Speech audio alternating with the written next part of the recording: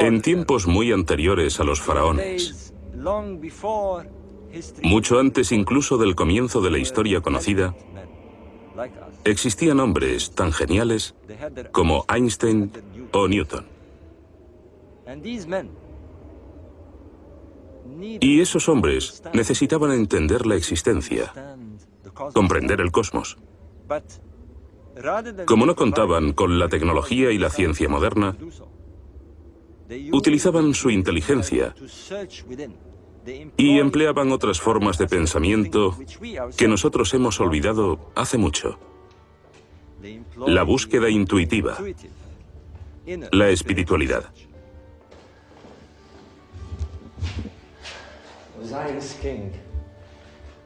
El rey Osiris.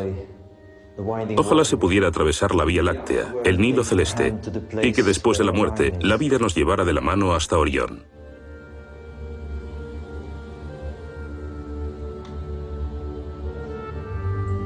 En el alba de la historia, 2500 años antes de Cristo, una civilización construyó los monumentos más grandes del mundo. 13 millones de toneladas de piedra fueron transportadas a través del desierto. ¿Por qué? ¿Qué les impulsó?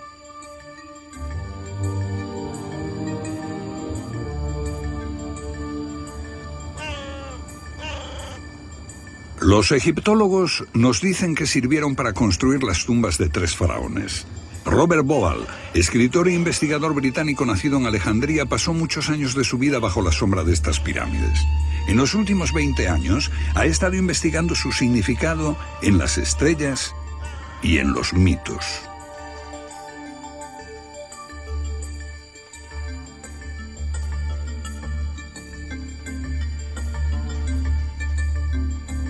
Al principio había oscuridad y un océano de caos.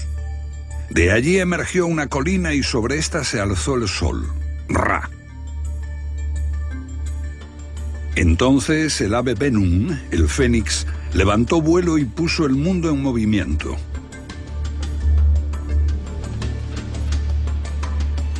En aquel lugar estuvo la ciudad sagrada de Heliópolis, en torno a un pilar coronado por el sagrado Benben, el símbolo de aquella colina original.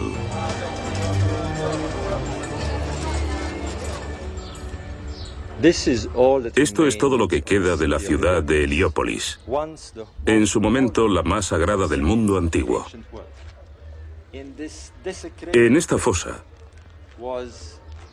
estaba el templo del sol, el templo del Fénix.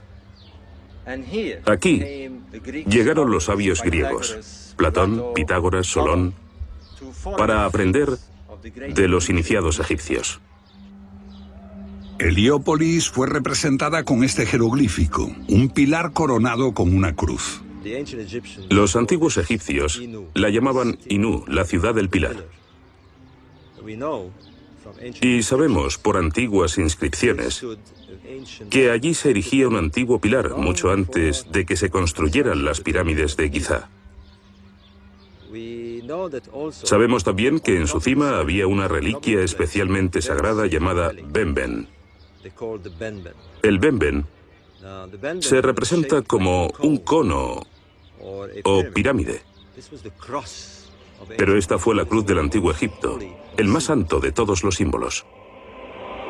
Este símbolo se encuentra aún en el Museo del Cairo. Es el brillante piramidión de una pirámide. Los sacerdotes de Heliópolis eran los personajes más importantes después del faraón. Tenían enorme prestigio como constructores, magos y astrónomos. Conocemos el nombre de uno de ellos, Imhotep, que mucho tiempo después sería venerado por los griegos como Esculapio, el padre de la medicina. Pero Imhotep también era legendario por su conocimiento del cielo y arquitecto de la Gran Pirámide. ¿El conocimiento de las estrellas influyó en su construcción? Los estudiosos dicen que los antiguos egipcios no poseían un alto conocimiento astronómico. Pero aquí está la evidencia de su sofisticado conocimiento del cielo. Miren las constelaciones del zodíaco: Leo, Tauro, Piscis, y aquí la constelación de Orión y la estrella Sirio. La constelación de Orión tuvo enorme importancia para muchas civilizaciones. Orión era el gran cazador con su cinturón de 3 estrellas. Para los egipcios era Osiris, el dios del más allá, y estaba relacionado íntimamente con las pirámides. Bobal quería saber hasta qué punto. Todo esto da testimonio de un grandioso plan unificado, un plan maestro. Pero en este plan hay algo desconcertante. Tenemos 3 pirámides, 2 de las cuales son casi del mismo tamaño y están colocadas en diagonal. Pero la tercera es mucho más pequeña y está alineada a la izquierda de esta diagonal. ¿Por qué? ¿Cuál era el plan de los constructores de estas pirámides? Este enigma me obsesionó durante años.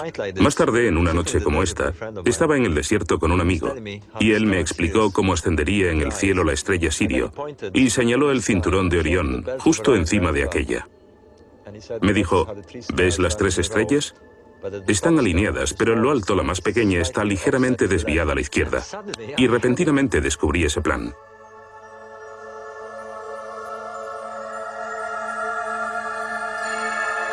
Bobal sabía que otras 2 pirámides cercanas tenían también nombres de estrellas. Lo que descubrió fue asombroso. Orión, el rey Osiris, estaba tanto en el cielo como en la tierra. Pero algo no encajaba. Los egipcios veían al Nilo como la Vía Láctea terrestre y a las pirámides como el cinturón de Orión.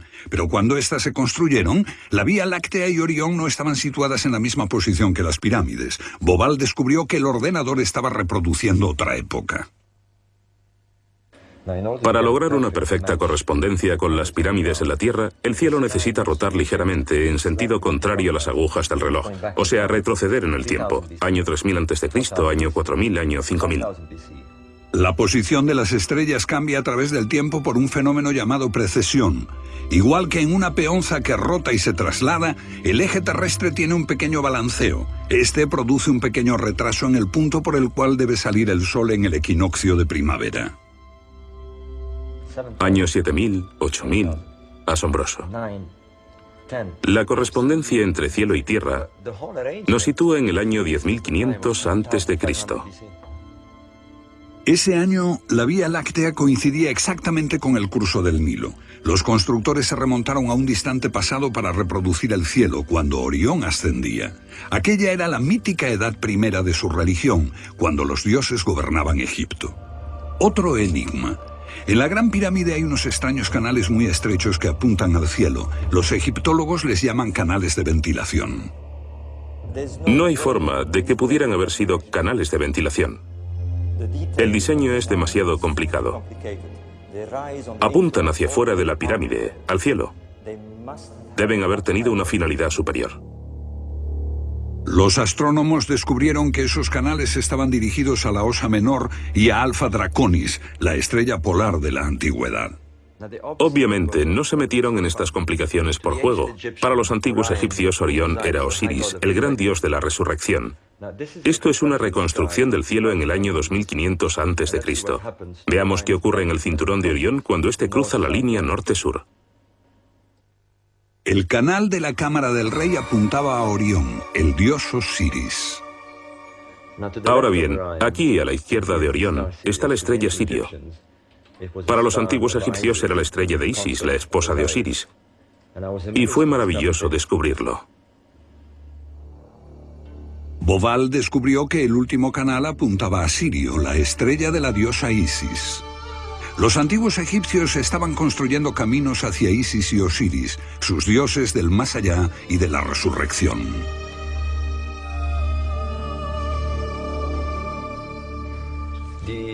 Los egipcios creían en una edad de oro cuando los dioses gobernaban la tierra. 4 niños salieron de las entrañas de la diosa del cielo, 4 humanos. 2 de ellos eran Isis y Osiris, y fundaron el reino del tiempo primero. Lo llamaron Zep-Tepi. Fue una edad dorada. Los dioses trajeron el conocimiento y la civilización. El equilibrio entre el cosmos y la tierra era perfecto. Y la felicidad reinaba en el mundo.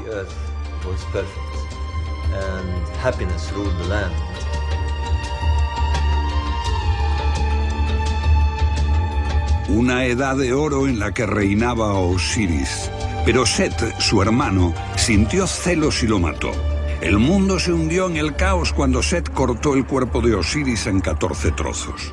La sangre y la oscuridad envolvieron Egipto.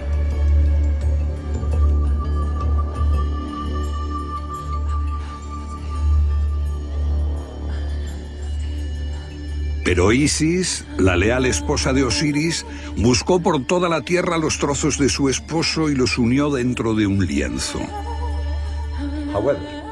Pero ella no pudo encontrar el falo y fabricó un falo de oro con el que se impregnó de la semilla de Osiris y engendró un hijo, Horus, el niño divino. Horus se convirtió en el primer faraón y todos los faraones posteriores creían ser reencarnaciones de este Horus. Eran Horus vivientes.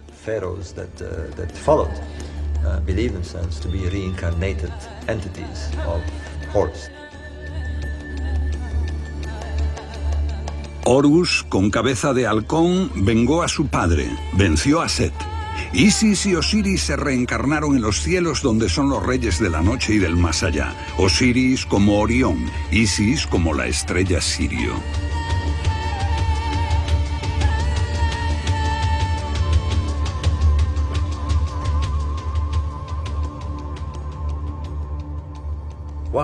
No podemos olvidar la importancia de la estrella Sirio. Sirio era Isis, la que vivificaba Egipto. La estrella tiene un ciclo muy específico. Es la más brillante del hemisferio norte, la más venerada por los egipcios. Pero podía desaparecer. Durante un periodo de 70 días, Orión y Sirio no eran visibles. Este periodo de 70 días era también el tiempo de embalsamiento del difunto. Les llevaría 70 días realizar todo el ritual y, por lo tanto, es evidente que lo asociaban a la desaparición de las estrellas durante 70 días. 70 días de espera y luto, temiendo que la estrella volviese a nacer.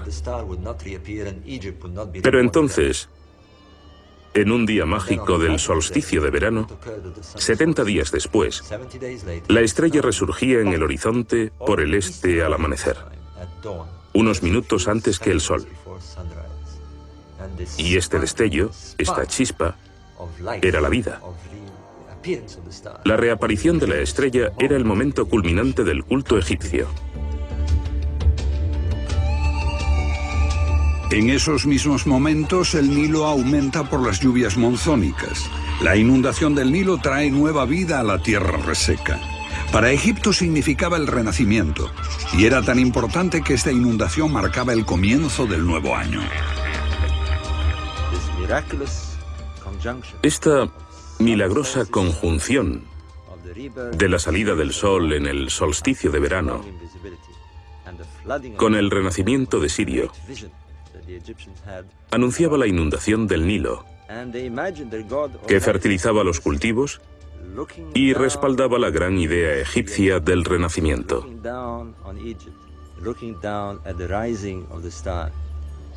Observando el cielo, se imaginaban a su dios Osiris contemplando su creación, contemplando a Egipto.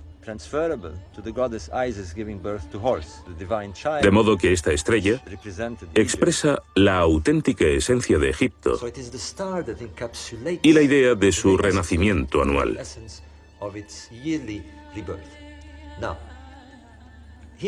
Tenemos así una madre divina, esta estrella del este. Curiosamente, el mismo concepto aparece 3000 años más tarde en un culto totalmente nuevo. Pero, ¿es realmente un culto nuevo?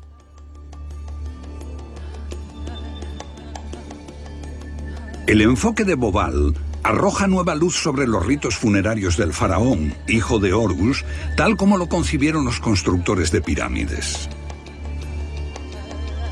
Después de 70 días, la momia era llevada a la orilla oeste del Nilo, la necrópolis de Gizeh, donde las pirámides se alzan como puertas hacia los astros de Isis y Osiris, los dioses de la vida después de la muerte.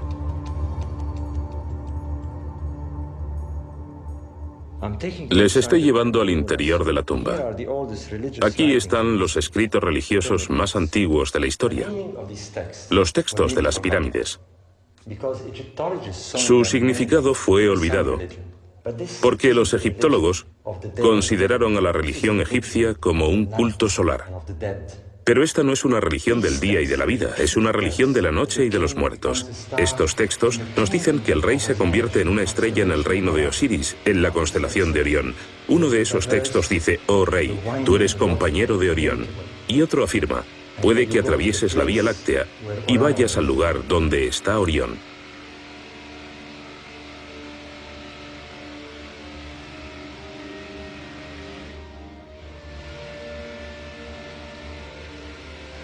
Cuando un faraón moría, su cuerpo era momificado y preparado como Isis había hecho con el de Osiris. Entonces, su alma podía ascender al cielo. Pero antes de esto, el monarca muerto tenía que asegurarse de que el poder divino había pasado a su hijo, el Horus viviente.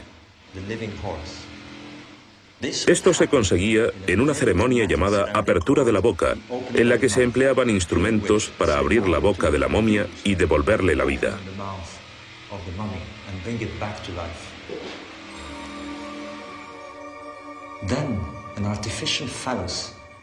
Después se colocaba un falo artificial en la boca, y el rey muerto era enviado a Sirio, la estrella de Isis. En ese momento se producía la fecundación del útero de la diosa.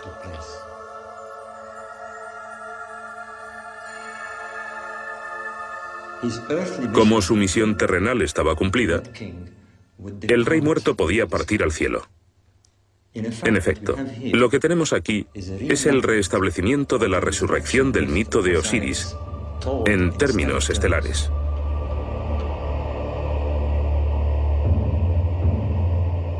En el antiguo Egipto, esta era la entrada al otro mundo, el reino de Osiris. Este es un lugar donde reina el misterio.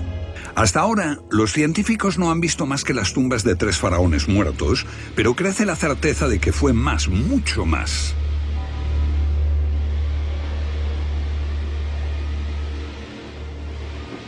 En lo profundo de este canal, un prestigioso arqueólogo está excavando corredores y cavernas que reavivan el mito de Osiris. Esto se convirtió en un lugar sagrado para los egipcios. La gente quería ser enterrada aquí para estar en conexión con Osiris. Estamos ahora a 30 metros de profundidad, entre la Esfinge y la segunda pirámide.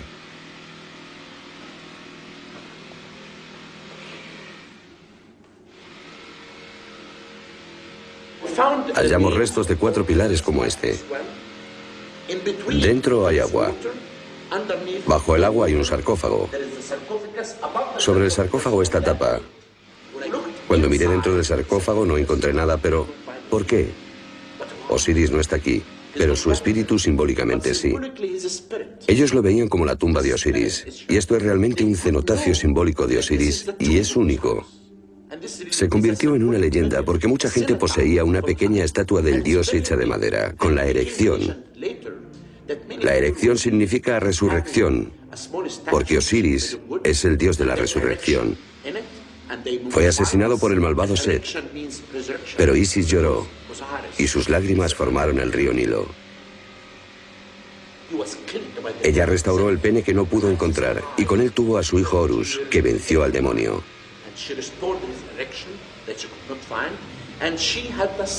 Este mito construyó la civilización egipcia.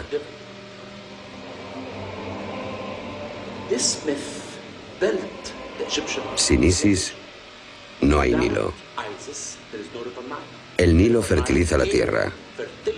Y sin Nilo no existe Egipto. El relato también nos dice que el demonio tiene que ser derrotado siempre.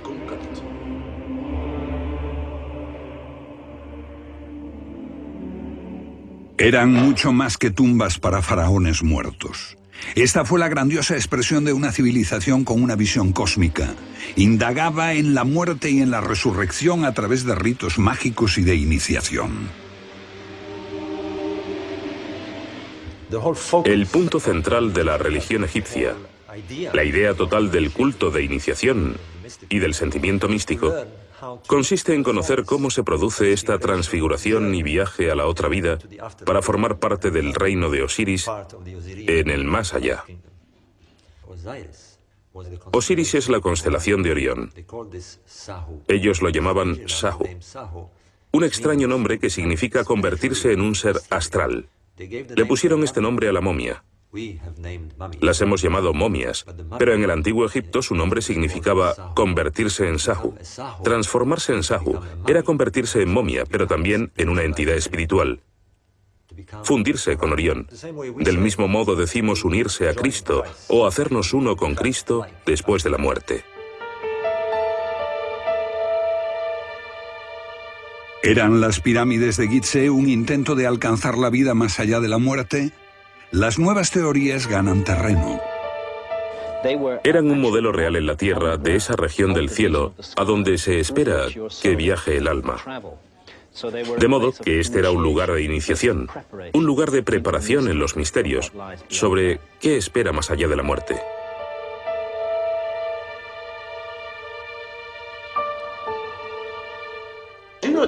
Los egipcios creían realmente en el misterio y la iniciación. En la meseta de Giza hay muchos túneles bajo las pirámides.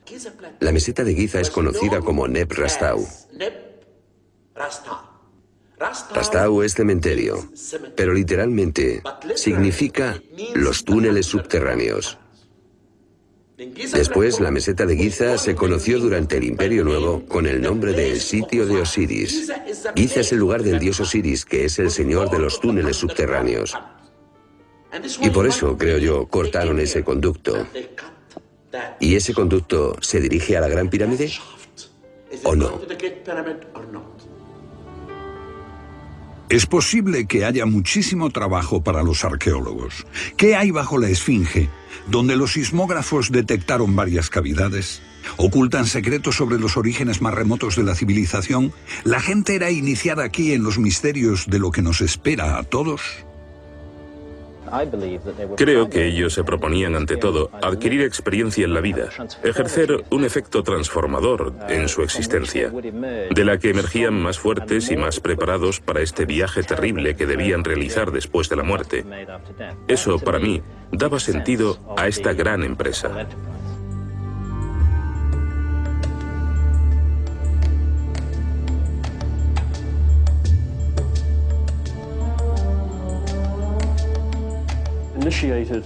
Eran iniciados en los misterios del silencio y la quietud. Pero estaba prohibido hablar de ello, y por extraño que parezca, nadie lo hizo. Todo lo que sabemos es que atravesaban los umbrales de la muerte. Era un anticipo de la muerte. Ser conducido a través de una dimensión que abarca emociones como miedo, pánico, amor.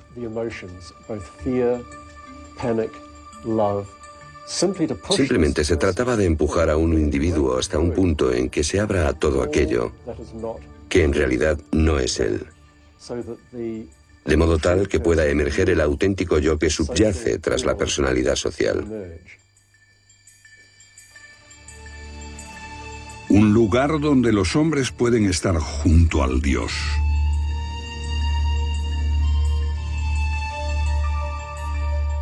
Miles de años antes de Cristo, el antiguo Egipto ya creía en un juicio final. Los pecados del hombre eran puestos en el platillo de una balanza. Si pesaban más que la pluma de la verdad, su esencia se perdía. Solo se salvaba la levedad liberada de lo superfluo. Esta era una civilización que buscaba una verdad interior.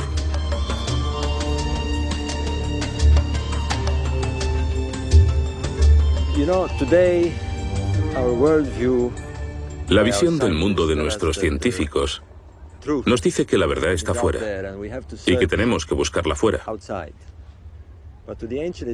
Pero los antiguos egipcios decían que la verdad estaba en el interior de cada uno. y su búsqueda era hacia adentro. Ellos creían que en el individuo vive la chispa de la divinidad, y para aprender a expandir esa llama interior, para alcanzar la plena madurez, tenían que hablar con su propio interior en un lenguaje que llamaban el idioma de los dioses. Veamos cómo percibían ese lenguaje. Si somos parte del cosmos, debemos comunicarnos con este.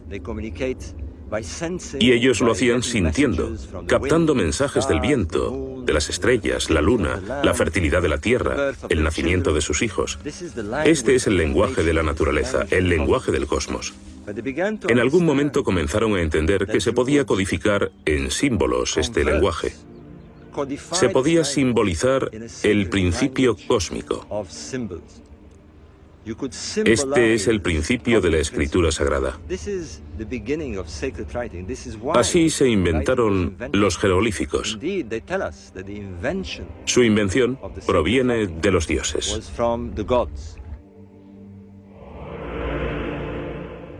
Tot, un dios con cabeza de ibis. Dios del conocimiento, divino mensajero que enseñaba los símbolos mágicos de la escritura.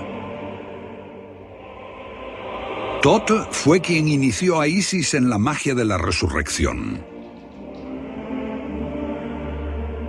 El francés Champollion descifró el jeroglífico con esta piedra roseta, pero no hizo justicia a la magia de Tot. Nosotros, con nuestro alfabeto fonético de 26 letras, solo estamos arañando la superficie. Los egipcios desarrollaron un sistema mejor. Tenían 780 letras en su escritura y estudiaban cada una de ellas. Y cada signo, cada símbolo, estaba cargado de poder. Así, cuando comunicaban una idea, elegían el símbolo exacto. Un ejemplo que todos conocemos es la cruz. La cruz cristiana es un símbolo. Si uno no sabe lo que representa, ve tan solo una cruz. Pero para un sacerdote católico, para un iniciado en el culto de la cristiandad, significa todo en su fe.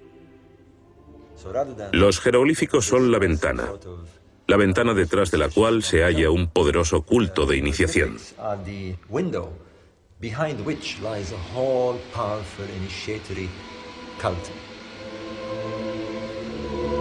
¿Qué significaba para los egipcios este símbolo en el que están iniciados todos los católicos? El misterio de la Eucaristía. Bobal cree que el antiguo Egipto hablaba en símbolos y que su magia aún puede hablarnos hoy, aunque no logremos entenderla. La época de la Gran Pirámide nos sitúa en el 2500 a.C. Después de 2000 años, las ideas religiosas se debilitaron y aparecieron nuevos dioses. Pero el mito de Osiris resistió, aunque cambió su nombre por el de Serapis. Los templos de Serapis y de Isis podían hallarse lo mismo en Inglaterra que en Alemania o en Francia. A partir del primer siglo después de Cristo, esta cultura se expandió por todo el Imperio Romano y rivalizó con la cristiandad emergente. Y también influyó en la cristiandad. Dentro del cristianismo, hubo una facción que creía necesario adquirir conocimientos mediante la búsqueda interior para alcanzar el estado divino. Gran parte de esta creencia proviene de la religión egipcia. Alejandría, Egipto, un lugar de iniciación para los seguidores de una vieja fe y de una nueva. Aquí vinieron los primeros cristianos a buscar la gnosis, el conocimiento mediante la iniciación, para buscar al Dios dentro de uno mismo como una verdad interior. Para ellos, Jesús era un guía que les conduciría hasta la divina chispa de su interior. Para eso no necesitaban iglesia ni jerarquía, solo mirarse a sí mismos para encontrar a Dios. En un sentido, esto representa el otro mundo. Las tenebrosas regiones donde los iniciados se ponen en contacto con las divinidades. es la luz penetrando en la oscuridad para alumbrar el camino del más allá. Los portales de la inmortalidad que conducen a una vida futura, después de la muerte. Por lo tanto, los iniciados debían llegar aquí en absoluta oscuridad, quizá sin ninguna antorcha, y aquí se impregnarían del alma del lugar y se encontrarían en una particular posición. Habían alcanzado el punto donde es posible ir de la vida a la muerte y luego al renacimiento. Estas gentes fueron los primeros cristianos y el eslabón entre el culto mistérico de los antiguos egipcios y la religión agnóstica. La religión agnóstica es, en cierto sentido, el culto mistérico del antiguo Egipto, cristianizado. De modo que tenemos la resurrección representada por los rituales de momificación. Aquí vemos a Anubis sobre una momia y a Thoth, llamado Hermes por los griegos. Estamos aquí en el siglo II después de Cristo y vemos a los primeros cristianos haciendo rituales propios del antiguo Egipto, presentando la pluma de la verdad, el símbolo de la verdad, a la divinidad.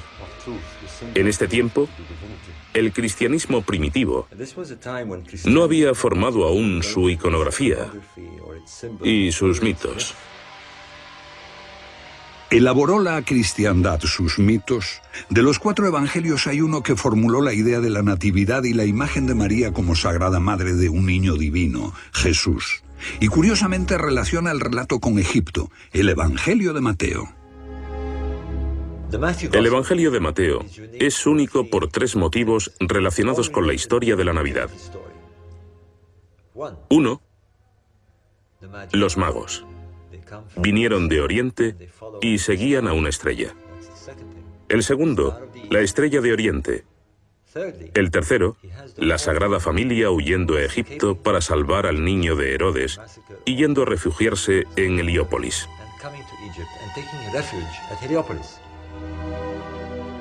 Esta iglesia cristiana cerca de Heliópolis tiene una pintura de la huida a Egipto de la Sagrada Familia. Y la tradición está igual de viva hoy que cuando ellos hicieron esta pintura. Dibujaron el árbol bajo el que supuestamente descansó la Sagrada Familia. Esta historia solo aparece en el Evangelio de Mateo. Ahora sabemos que el Evangelio de Mateo se escribió en Alejandría, en Egipto. Pero, ¿qué tenía el autor en mente? Bobal cree que Mateo desarrolló el icono de la Sagrada Madre y del Niño Divino para convencer a los egipcios porque para ellos se trataba de una imagen muy familiar. El icono más importante del culto religioso del antiguo Egipto es sin duda esta diosa Isis con el niño Horus en su regazo. Los cristianos tratan de extender aquí una nueva religión, un nuevo culto entre gente que creyó durante 3 milenios que el niño divino era el hijo de Isis. De hecho, en cierto sentido, se secuestró el mito estelar de Isis y Horus, y la estrella Sirio se insertó en la mitología cristiana. Los antiguos creadores del incipiente culto cristiano introdujeron el mito de Isis en su nueva religión. Utilizaron un astro, la estrella de Oriente o de Belén. ¿Pudo ser esta Sirio, la antigua estrella de nacimiento divino para los egipcios? Después de 3000 años, por el fenómeno de la precesión de los equinoccios, fue cambiando el tiempo de la salida y la puesta de Sirio. Cuando nació Jesús, Sirio aparecía en torno al solsticio de invierno, no en el solsticio de verano como en el antiguo Egipto, sino en torno al 25 de diciembre, para ser precisos, justo después de la puesta del sol. Sabemos que judíos y cristianos celebraban el cambio del día al anochecer, no al amanecer como los antiguos egipcios. El 25 de diciembre veían salir la constelación de Orión y Sirio se asomaba por el horizonte. Era la misma imagen con que los antiguos egipcios celebraron durante miles de años el nacimiento del niño divino Horus, el Dios Hijo. ¿Pudo ocurrir que la estrella de la Navidad se tomase de un antiguo mito y se introdujera en la nueva religión cristiana? Guiados por la estrella, ¿los Reyes Magos fueron concebidos para coincidir con el antiguo mito egipcio? La constelación de Orión, con 3 brillantes estrellas formando el cinturón, se asomaría anunciando el nacimiento de Sirio. Pero es solo Mateo quien menciona a los 3 magos en su Evangelio. ¿Podría explicar esto por qué las 3 estrellas del cinturón de Orión fueron identificadas con los 3 Reyes Magos? Es evidente, si se estudian juntos el mito y la historia, que quienes lo escribieron veían a Isis como la madre de Jesús. Después desarrolló una identidad propia como María y se quitó la parte que tenía de Isis. Pero sin duda al principio era Isis. Estas imágenes míticas están vivas y evolucionaron y cambiaron. Nada puede ser estático y nada puede ser dicho de una sola forma y solo una vez.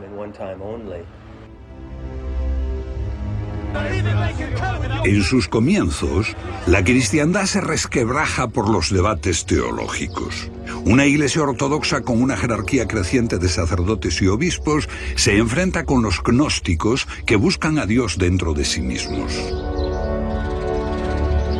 Las bases de la fe son cuestionadas. La naturaleza de Cristo como el Hijo de Dios se discute con ardor. Ser agnóstico significa estar contra la ortodoxia de la Iglesia, porque los agnósticos no reconocieron a la Iglesia establecida, no la necesitaban. Ellos se comunicaban directamente con Dios, no necesitaban un mediador. Una fe individual que está ganando cada vez más terreno. En el corazón está el principio de la relación con la divinidad. Es personal, no hay sacerdotes, no hay jerarquías, ningún fenómeno administrativo, ningún líder. Eso es peligroso. Peligroso para las estructuras del poder, fatalmente subversivo. Nicea, año 325 después de Cristo. Constantino, el primer emperador romano que abrazó el cristianismo, reunió a los obispos.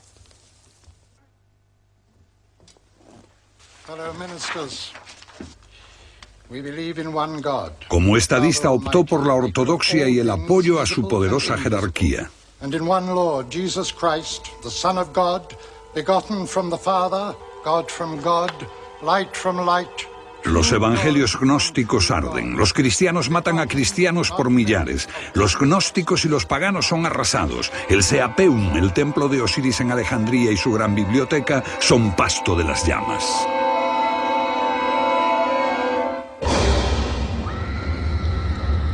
Y lo que reemplazó al sistema de conocimiento y a la gnosis fue la fe ciega, que al final lleva hacia los monjes y ascetas y a la sequedad de una institución que impuso a la población sus doctrinas y dogmas.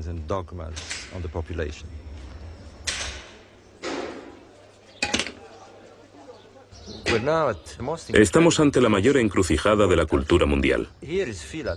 Aquí está Fila, donde aún se conservan la cultura y la religión egipcia, el gran templo de Isis.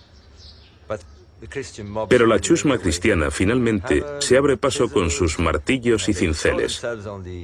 Derriban lo que consideran imágenes paganas y empiezan a entrometerse. Los sacerdotes le rogaban: deteneos. Este es el templo más sagrado de Egipto. Es el templo de la diosa madre, miles de años. Vuestra diosa madre. Tenéis una diosa madre. Tenéis la vuestra. Y le rogaron que ocuparan el templo y lo usasen como un santuario cristiano. Y así, en una desesperada súplica para salvar el culto de Isis, los sacerdotes egipcios se hacían a un lado y dejaban que la nueva religión absorbiese su iconografía y sus símbolos. A finales de la antigüedad, los últimos supervivientes ocultaron de los perseguidores sus evangelios y la antigua filosofía.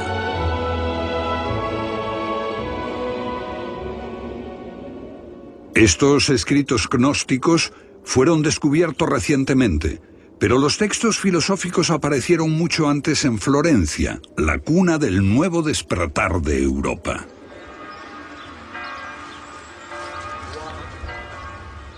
En 1460, un monje envió a Cosimo de Medici un montón de libros. Resultaron ser la Hermética, las palabras perdidas de Hermes Trimegisto, el Tod egipcio. Cosimo le pidió a su traductor Marsilio Ficino que dejase de lado a Platón y tradujese de inmediato los textos herméticos. Una bomba intelectual estaba a punto de estallar. De pronto, la sabiduría egipcia surgió ante la conciencia europea y se convirtió en algo sumamente importante. Y en los 200 o 300 años posteriores inspiró el arte europeo, el esfuerzo intelectual, el pensamiento, la filosofía y el saber en general. Bajo el corpus hermeticum subyace el poder del simbolismo.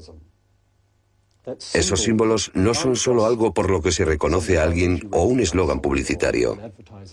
Significan algo mucho más profundo. Ellos creían que el símbolo podía conducirles a la iniciación.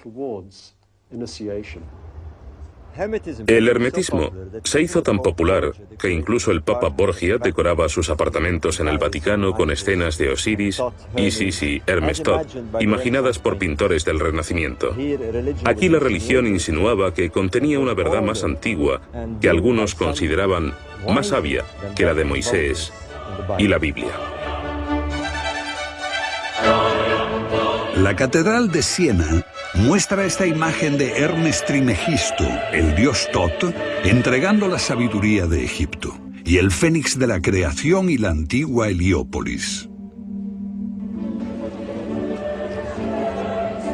Los papas esparcen por toda Roma símbolos de la antigüedad y obeliscos egipcios.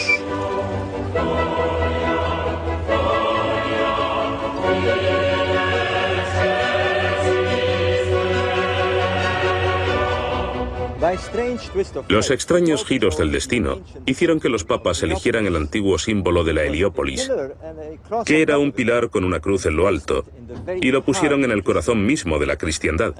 Y qué ironía que todos los que venían aquí también viniesen a admirar este símbolo pagano de Egipto. Expertos como el jesuita Athanasius Kircher estudian los enigmas egipcios, pero la Iglesia intuye el peligro. El hermetismo inspira formas nuevas e individuales de devoción que no interesan a la Iglesia. Las ideas se prohíben y los libros son quemados. En el año 1600 el hermetismo es silenciado. Su principal promotor, Giordano Bruno, es puesto a disposición del tribunal eclesiástico, pero a pesar de las crueles torturas no reniega de sus ideas. La Iglesia solo tenía una forma de parar esto, y entonces ocurrió algo impensable. En una nublada mañana de septiembre, el hermetista Giordano Bruno fue arrastrado a este lugar, amordazado y quemado vivo. En el último momento, trató de apartar sus ojos de la cruz que blandía ante su rostro un monje de la Inquisición. El hermetismo se transformó de pronto en algo prohibido. El hermetismo se refugia en sociedades esotéricas como los Rosacruces y la francmasonería.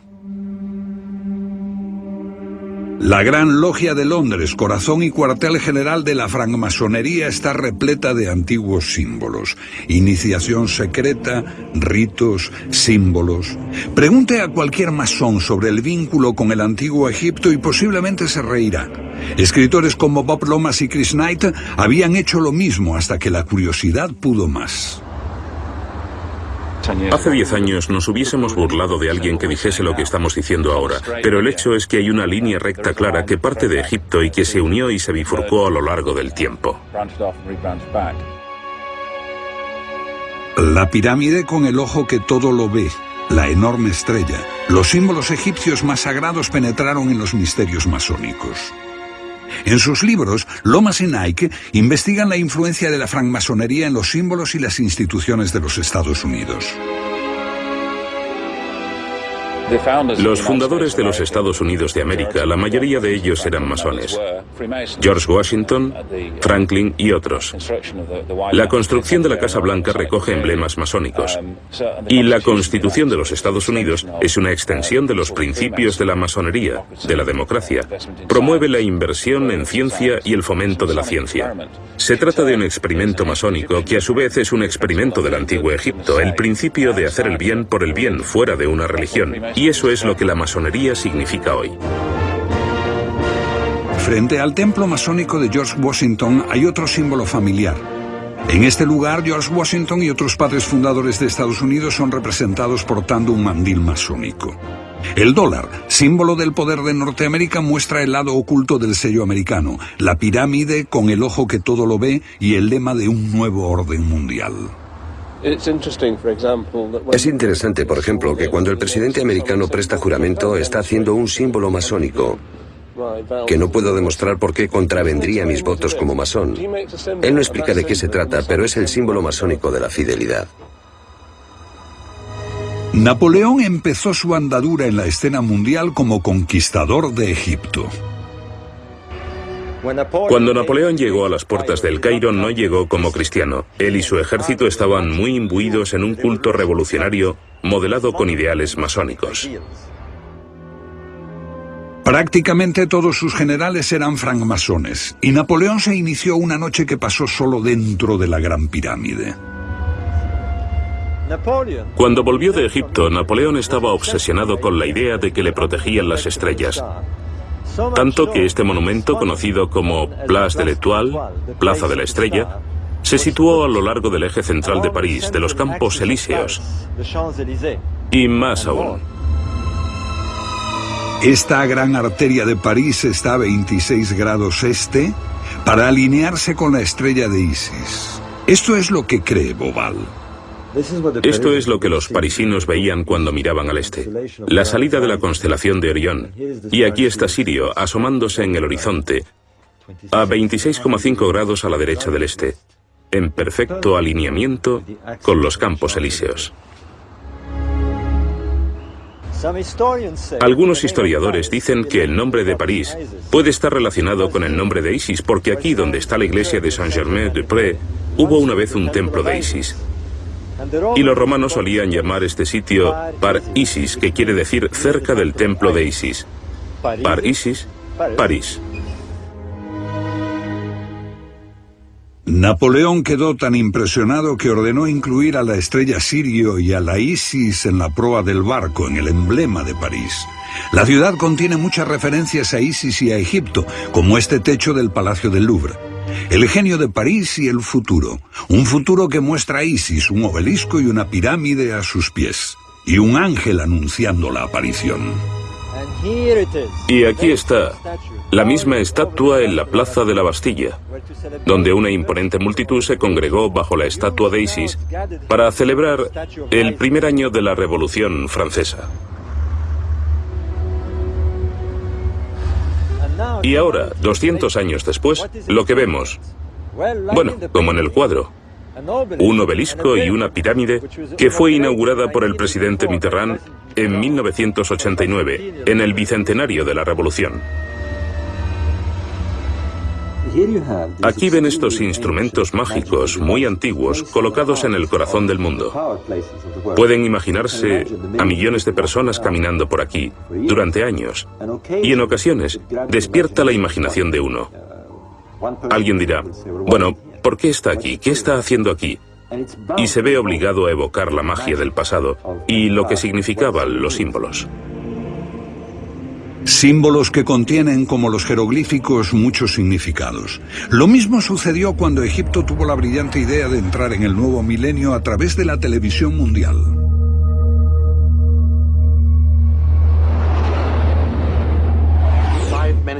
Cinco minutos antes de las 12 de la noche, un helicóptero llegará con el piramidón y lo pondrá en la cima de la pirámide. Ustedes tendrán que imaginárselo, el momento más emocionante de la historia.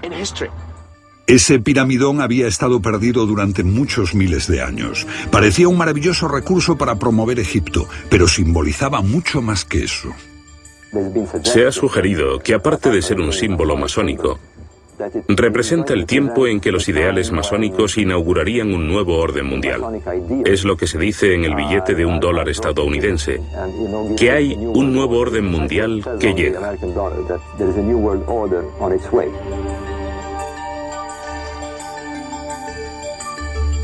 Un influyente profeta moderno, Edgar Cayce, había predicho la llegada de un nuevo Mesías, es decir, un nuevo Horus.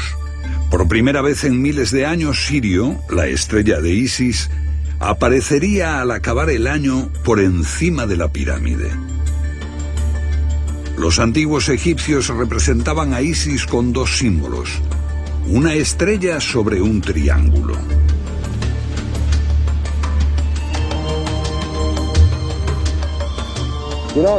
Los símbolos son una forma curiosa de provocar cambios de ideas. Y por lo tanto, me habría gustado verlo, porque me gusta ver cosas así. Como una especie de magia antigua, algo que no se entiende. Está ahí para recordarnos que vivimos en un mundo mágico y que no lo hemos entendido del todo.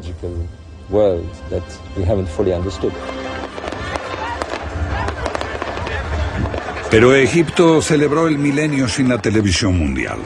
La prensa radical islámica condenó ferozmente el evento como un complot capitalista y un golpe de la francmasonería. Y la fiesta acabó sin el piramidón. Pero, ¿por qué estos símbolos del pasado todavía nos conmueven tanto? Egipto es importante, no porque sea el único lugar del mundo donde ocurrieron cosas importantes, sino por la escenografía. Uno podría decir, nos sorprende y nos recuerda que la humanidad hizo cosas fantásticas y tuvo experiencias místicas que fueron decisivas para su supervivencia. Y queremos volver a conectar con esas vivencias. Y creo que existe un enorme deseo de hacerlo en nuestro tiempo. La meseta de Giza, esta expresión de la religión de Osiris y de Isis, existía antes del cristianismo. Nació para perdurar y quizá sobreviva a la cristiandad.